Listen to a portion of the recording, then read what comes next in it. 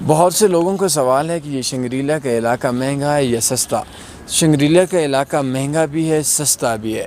اگر آپ لوگ افورڈ کر سکتے ہیں اور آپ کی آمدن بہت اچھی ہے تو آپ لوگ اس جگہ کے اوپر سٹے بھی کر سکتے ہیں، اور بہت ہی ایکسپینسو علاقہ ہے۔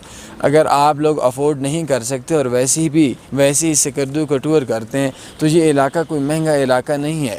یہاں 1000 روپے کا ٹکٹ ہے اور آپ شنگریلا کے اندر ان ہو سکتے ہیں، کئی گھنٹے گھوم پھر سکتے ہیں۔ یہ الگ بات ہے، آپ کے اگر حالات اچھے نہیں ہیں تو آپ اس جگہ کے اندر سے کھانا نہیں کھا سکتے، کیونکہ ایک ایسی چیز جس کی قیمت باہر پانی کی 50-60 روپے ہے وہ تقریباً 300 سے 400 روپے ہے، اور ایک سموسہ جو عام مارکیٹ کے اندر 40-50 روپے کا ملتا ہے یہاں 190، 200 یا 250 روپے کا ملتا ہے۔ لیکن اگر آپ لوگ متوسط طبقے سے تعلق رکھتے ہیں تو اس نیچر کو اور اس خوبصورتی کو ضرور انجوائے کر سکتے ہیں، لیکن اس کے لیے